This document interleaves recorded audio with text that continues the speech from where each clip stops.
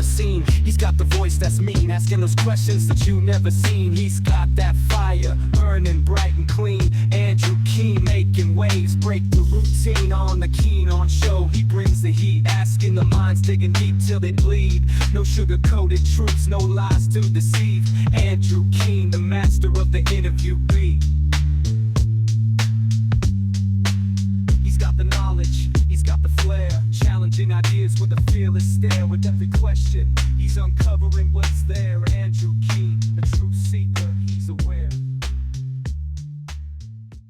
Hello everybody, we live in strange times, the times of AI manifestos. They're flooding the zone, according to my old friend Scott Rosenberg. The latest AI manifestos from the CEO of Anthropic, one of the multi-billion-dollar AI startups.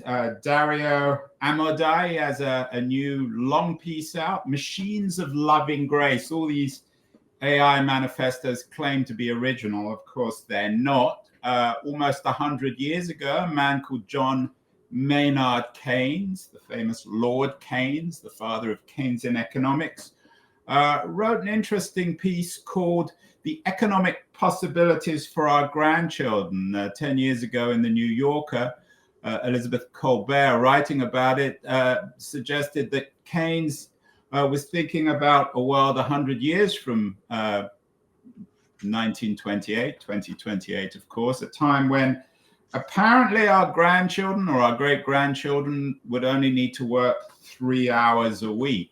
It's an interesting idea, Keynes and AI, and one man who knows both intimately is our guest today,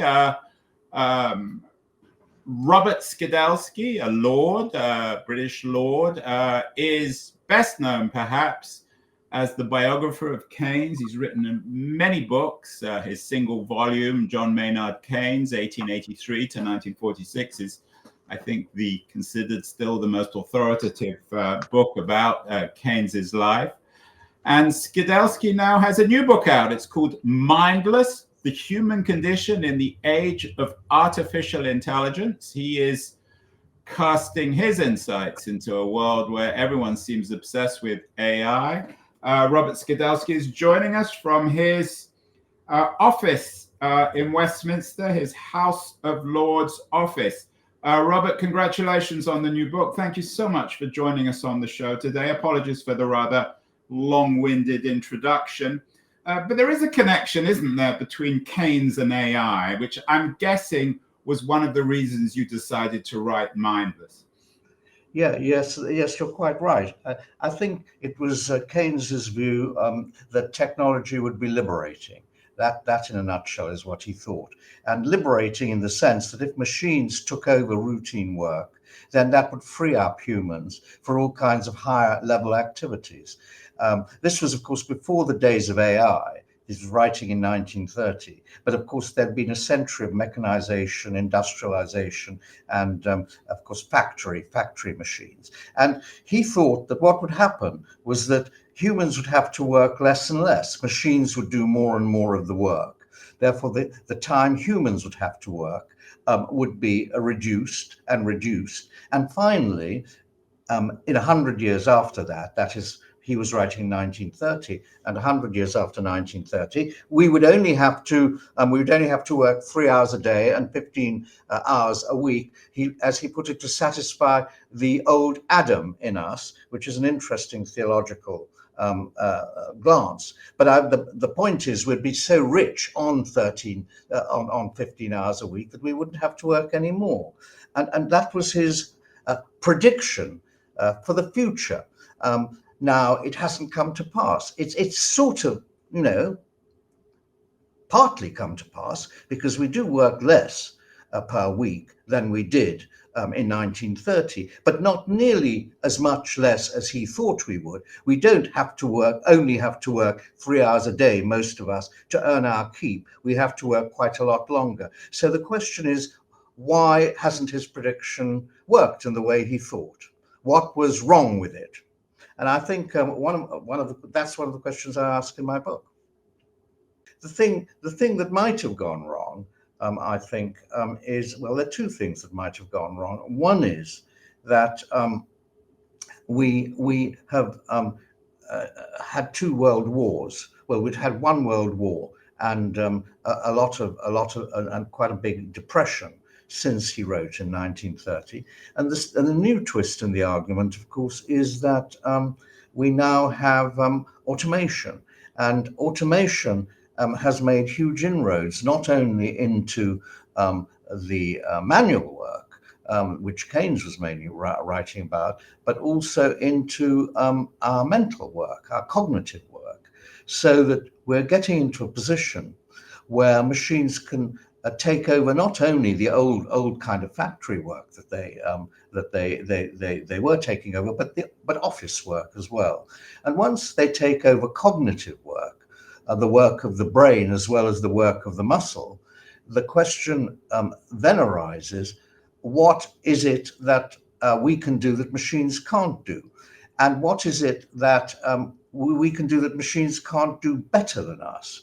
And it's at that point that the real question of whether we're replaceable or not becomes very, very urgent. Because if machines can do everything that we can do better than we can, what is there for us to do? Robert, is this a utopian or a dystopian vision? Are you scared of a future where machines think better than us? Or is it something that will liberate us, something we should look forward to?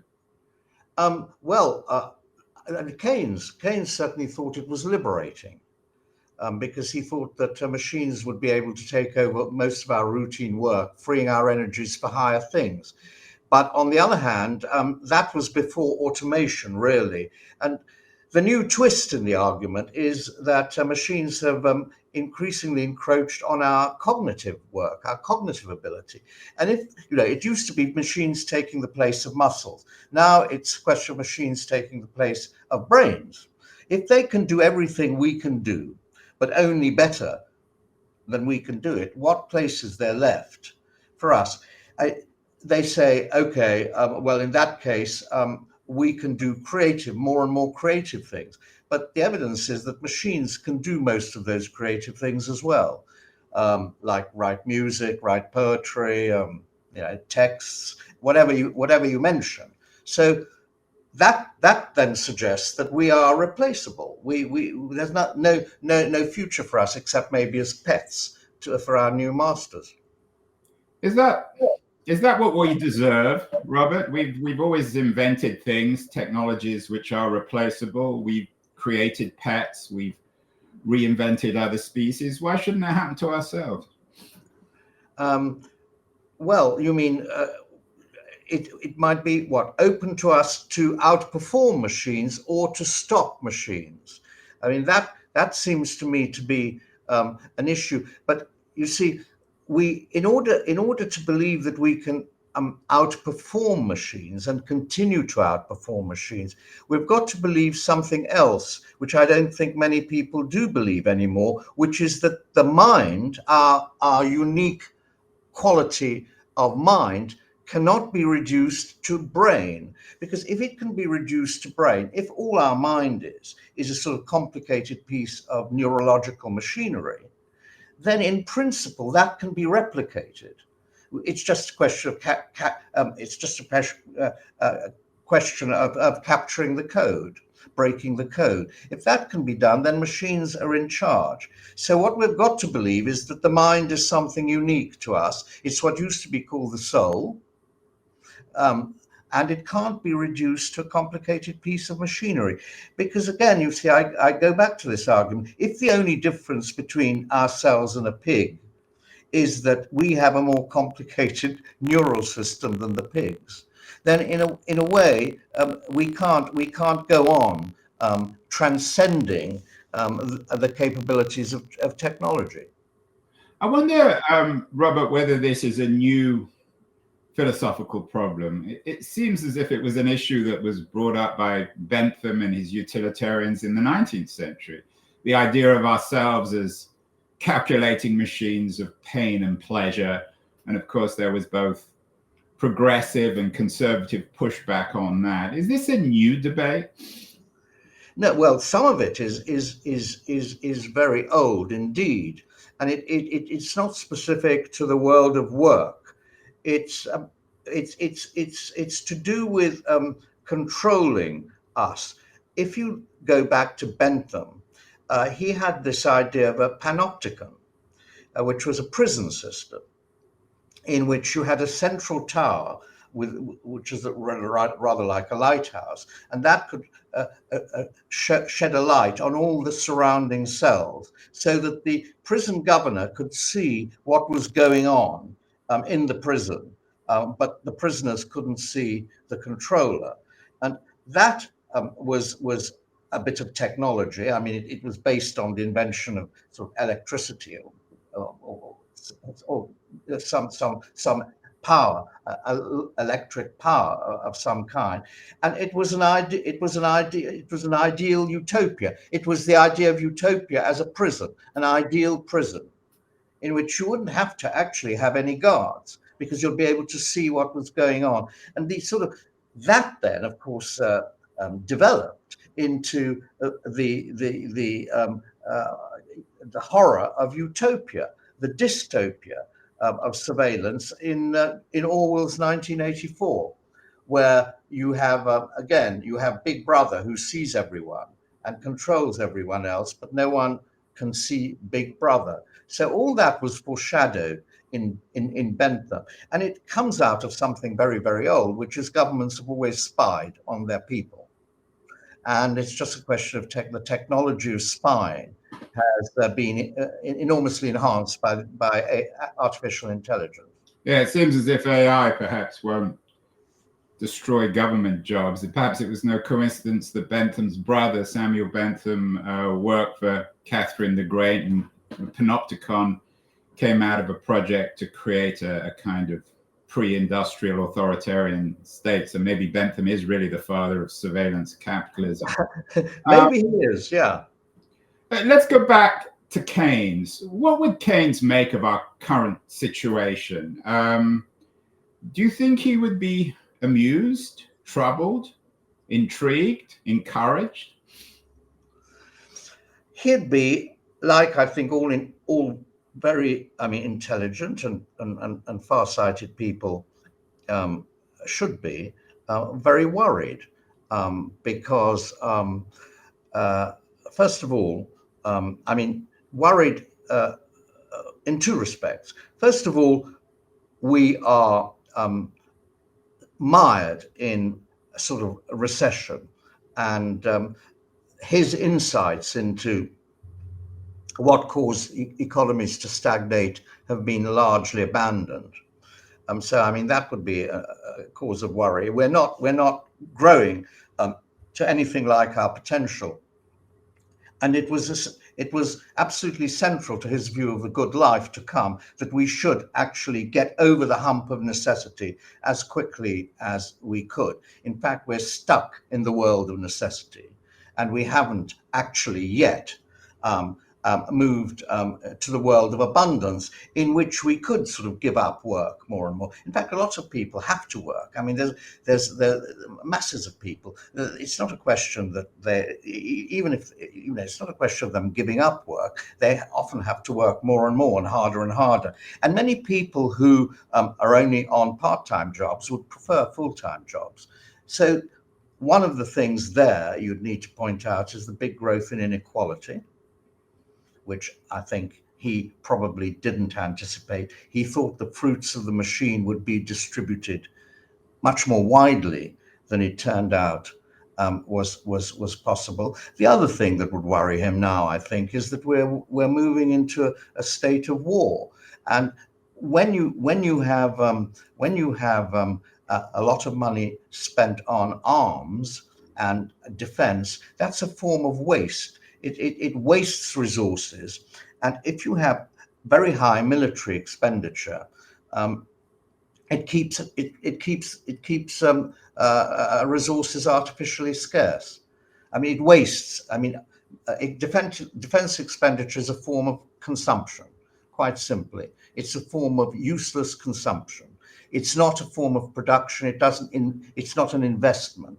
into a more productive economy. And what I think he would have been worried about today is how the world is moving back into an era of anticipating war, and therefore,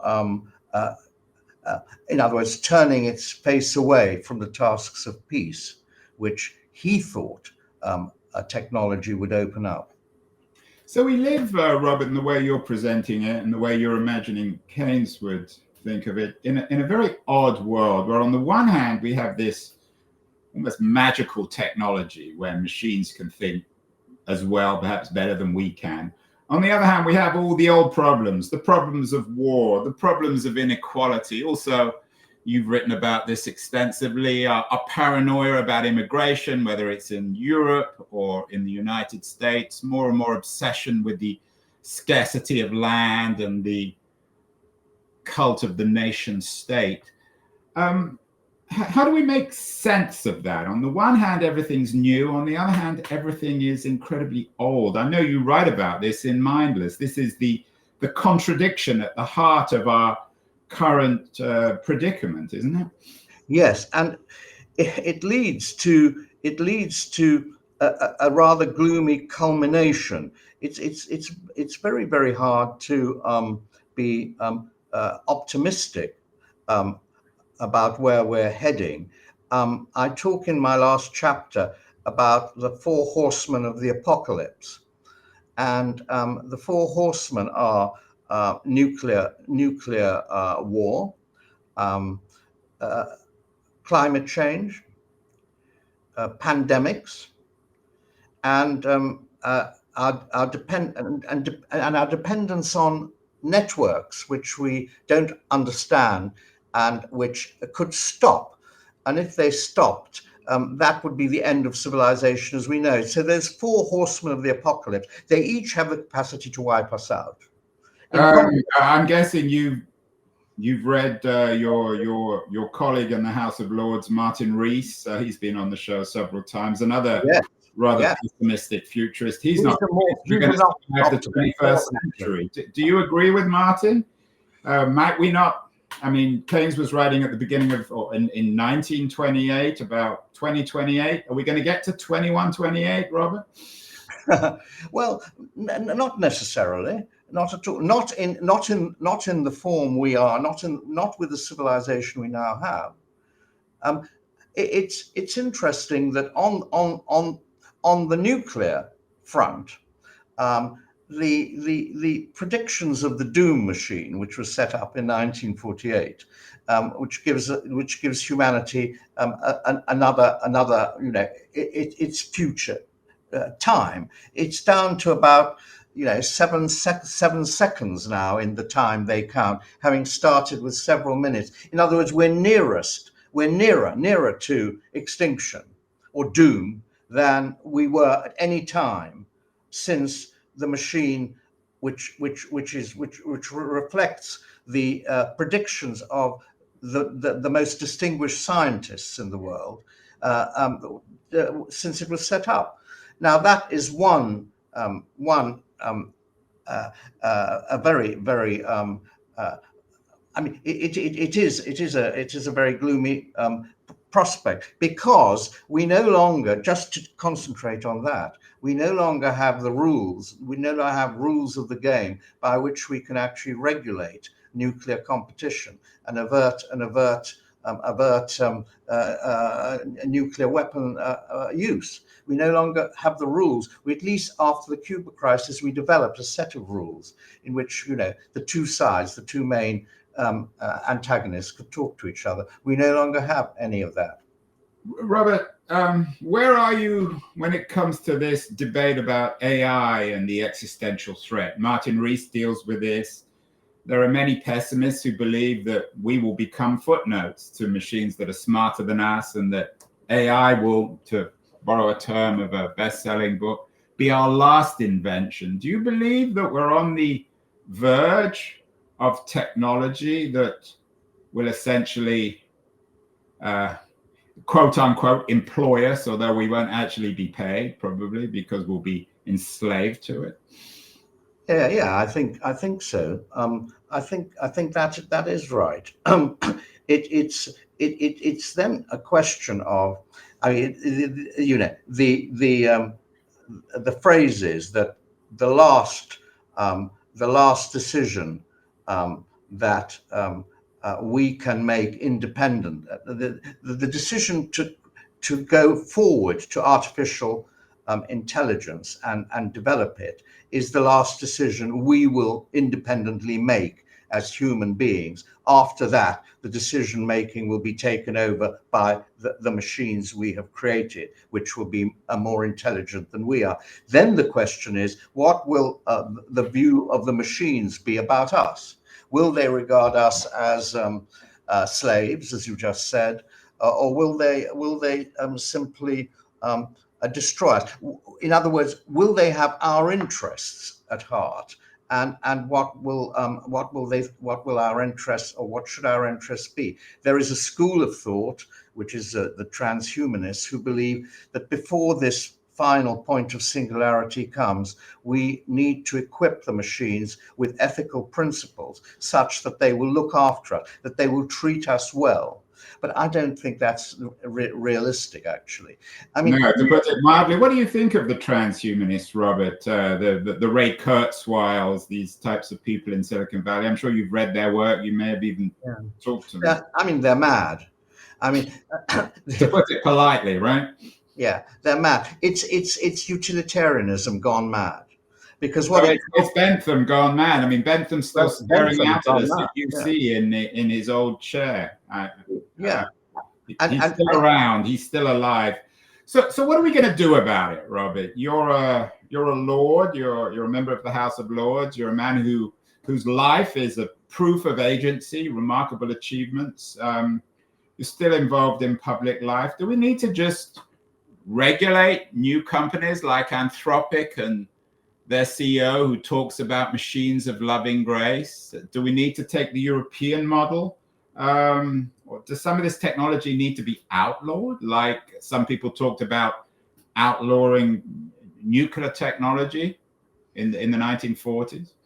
Yeah, well, you see, there were at all times. I mean, the idea, the reigning idea is that what can be invented can't be stopped.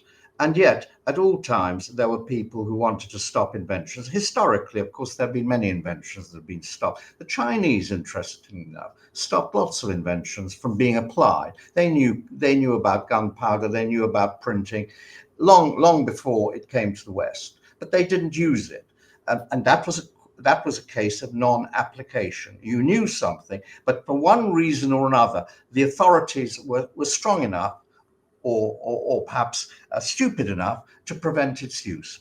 Now, I think when nuclear weapons were invented, particularly when it came to thermonuclear weapons, there were many scientists who said we should stop, we should not go on. But of course, the seduction of going on was huge because it was an arms race. And if you didn't go on, the other guy would go on. And therefore you would lose out. And that is very much the mood today. If we don't go on improving our technology, improving our AI, then the malign powers, Russia, China, and so on, will then get a lead over us, and they'll be able to destroy us. I mean, so the idea of regulation falls foul of the geopolitical competition, unless all the actors who have technological potential agree that certain things shouldn't be allowed, and agree on a set of regulations, then there will be no regulation. It'll be a pipe dream. If you regulate in one area, it'll just migrate somewhere else. So I mean, that's where the hot air aspect of regulation comes in, or I should say that's one area where it comes in. The other area is, on what basis are you going to regulate? What is the agreed good of humans in the name of which you need to regulate?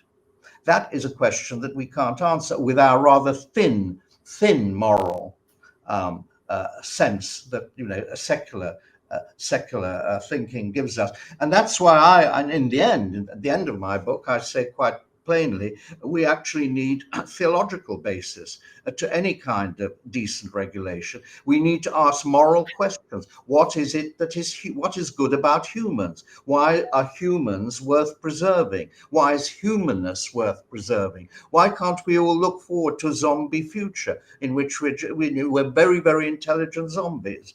Or rather, we don't exist in a human form any longer. Why can't we look forward to that with appreciation and hope? Well, because we're human. I mean, that's why.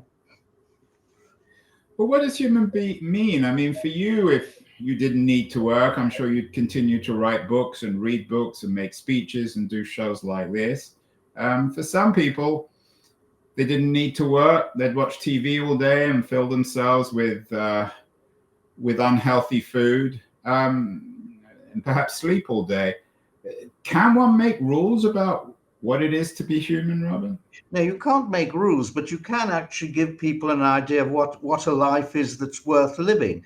I mean, a worth living life. I mean, the Greeks had a name for it, eudaimonia. It's a sort of, that sort of life you've described is possible. And if people are sufficiently blunted in their senses or their appreciation of life, they could easily slip into it. But it's not what gives them, it's not a life that gives people satisfaction. It's not a life that actually gives humans the belief that they are fulfilling their destiny, their possibilities.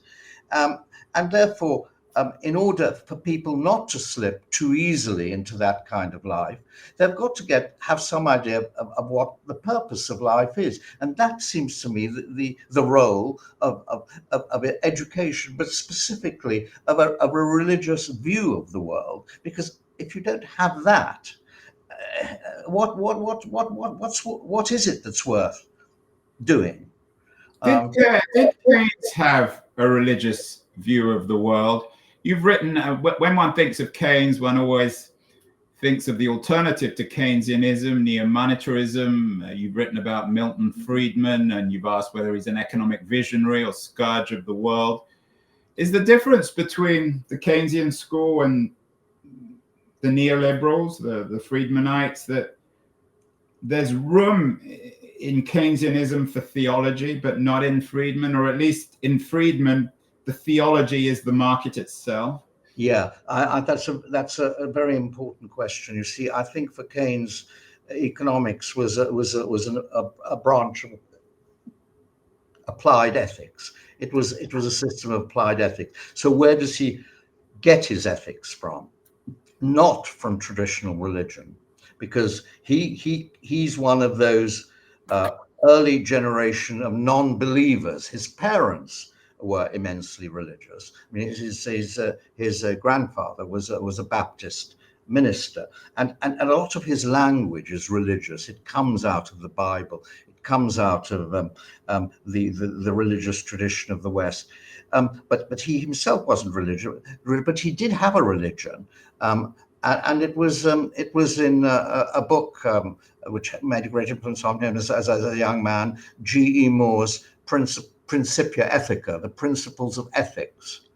And these Moore didn't derive them specifically from a religion, but they were fundamentally a religious set, because he said you knew they were right. It wasn't something you could prove. This was the idea of what's good. You couldn't define what's good, you knew it. And how did you come to know it? For Moore, you just did, because you were a member of this kind of society and this civilization. You knew intuitively what was good. And for Keynes, that was his religion. And the purpose of life was, the good life was a life devoted to learning, friendship, and beauty. I mean, friendship coming first. By friendship, I mean your relations with your fellows, and beauty was an essential element. So these were his ideas of the good life, which he thought most people would share probably, and which he hoped technology would enable to be realized. Some people might be listening to this, Robert, and thinking this is just an example of the elitism cultural economic of the Bloomsbury set, that Keynes was a wealthy man. He spent his life doing basically whatever he wanted. He invested smartly, so he never really needed to work. Can this ideal, which is, you said, goes back to the Greeks, which amongst the Greeks for Aristotle was also an idea of the elites, can this be democratized? Can it be made accessible to everybody? Well, why not? I mean, unless you believe that the elite is an elite because it's more intelligent or superior in some way to the mass of people. If you believe that, then of course it can't be democratized, and the number of saints in the world will be it'll be a minority. But I don't believe that. I don't see why the ideal of a good life shouldn't be appreciated and grasped by more and more people as economic circumstances make it possible for them to live it. I mean, I don't see why. I mean, if unless you think that most people are incapable of living any kind of life if they're free from work, than the life you describe, which is one of just watching TV all day long and sort of, I don't know, being on the internet, being on Facebook. Robert, your life is a remarkable one. You're going to be perhaps best remembered, or you are remembered for your biography of Keynes, for your ability to represent the good life of someone else.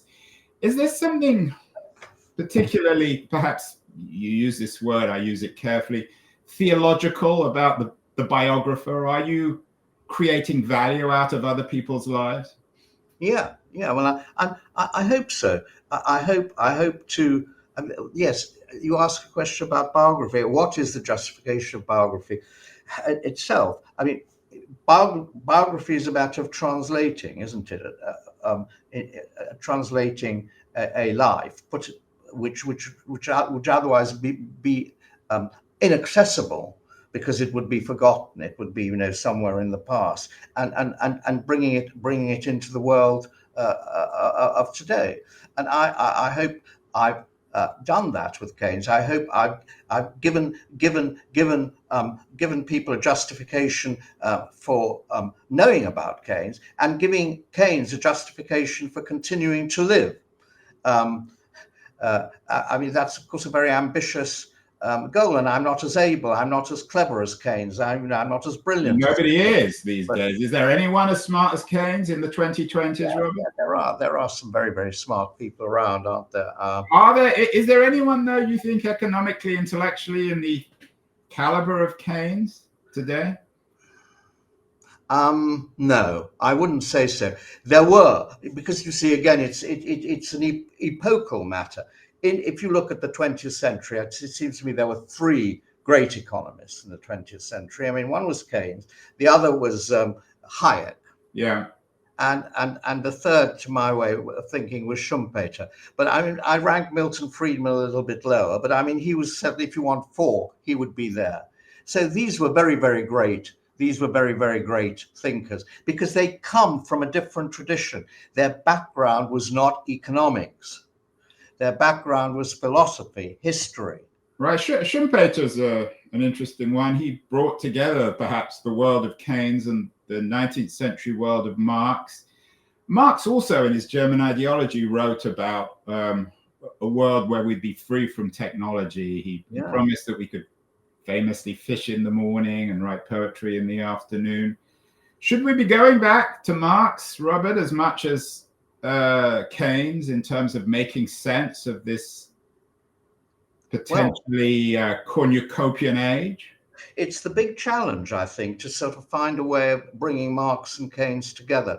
They both saw important bits of the truth, but not perhaps enough of the whole. You see, for Marx, you got to your state of fisherman, fishing in the morning and writing poetry in the afternoon, by abolishing capitalism. There had to be a struggle, and that struggle would culminate in the abolition of the capitalist system. Whereas Keynes thought capitalism would evolve into a more public, spirited system. So that, and you didn't have to have a class struggle. What you had to have, he thought, was just simply the rule of intelligence. And if there were enough intelligent people around, they could sort of shape the evolution of capitalism in a humane direction. Of course, Marx was very skeptical about this. So he just simply disbelieved that. He believed that you were dealing with questions of power, not with questions of intelligence.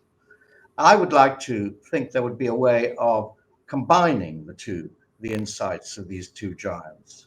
But we're way away from it at the moment. I mean, I don't think economics is very interested in its past. There are groups of heterodox economists. There are journals of post-Keynesian economics which try to develop Keynes's ideas and also link them to Marx's.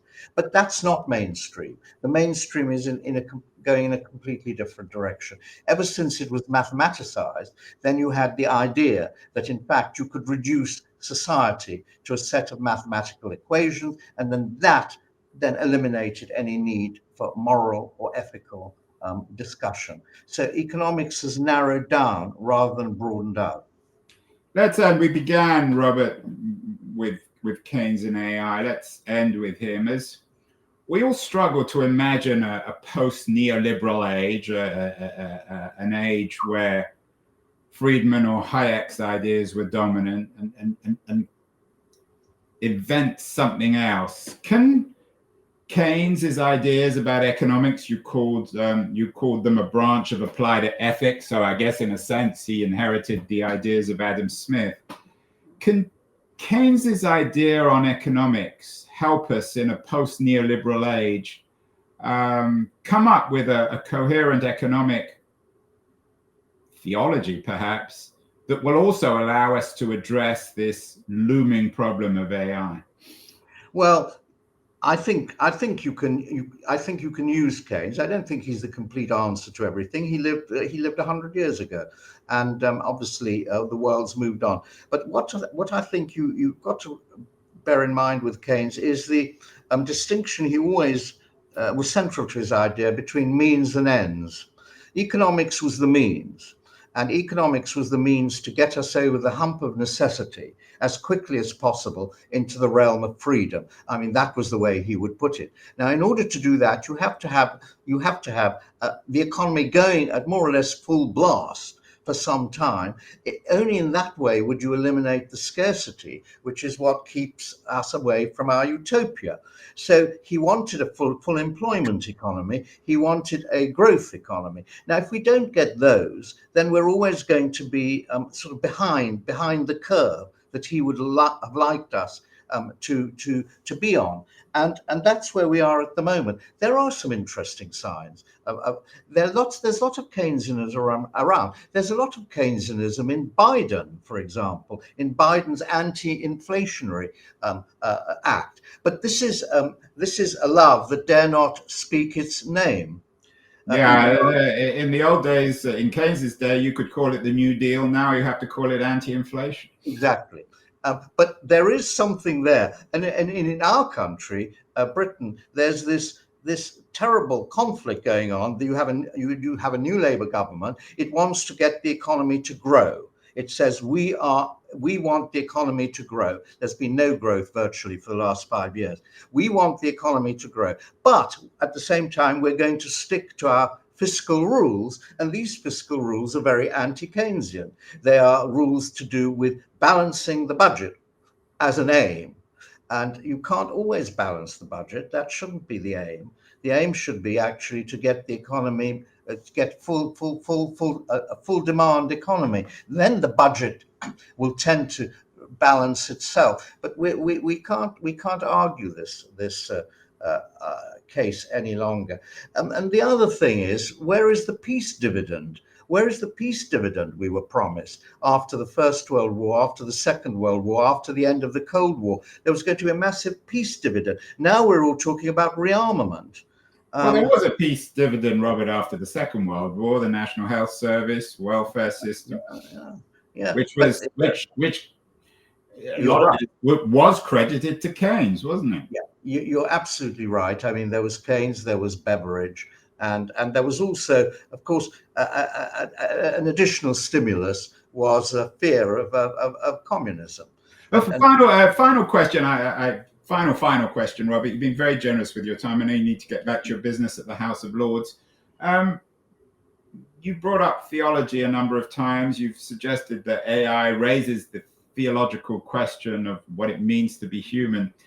Is it possible, perhaps in a utopian or perhaps even more likely a dystopian way, that this AI will create a new kind of religion, perhaps a religion of itself, maybe whether we call it itself or religion built around technology? No, I don't, because it's not conscious. I mean, what is it that one really means when one talks of an AI? Suppose one talks of a machine which can do everything we can do better than we can do it. Will such a machine have a religion? It's inconceivable that it would have a religion, because it's not conscious. It's not conscious of itself. A religion is a human invention. I mean, no other species have religions. We have religions. To end, Robert Skidelsky, I always ask this when we talk about AI. We have more and more bots that are replicating human beings. How would you prove to me and our audience that you're human and not just a computer algorithm? Well, that's the Turing test, but we've gone beyond the Turing test. I think I could prove I'm human because I'm making mistakes in the way I'm presenting my arguments. And you can prove you're human. I always make mistakes. That's my middle name, Robert. Yeah, well, that's a good definition of humans. Humans make mistakes. Machines are meant not to make mistakes. Well, Robert Skidelsky, the author of Mindless, real honor to have you on the show. I'd love to get you back on. So much more to talk about. But you need to get back to your business at the House of Lords. So we'll talk again in the not too distant future, perhaps after the American election. We haven't even talked. Yeah. Trump or Harris. Much more to talk about. Robert Skidelsky, Lord Skidelsky, thank you so much. Thank you. Can I step on the sea?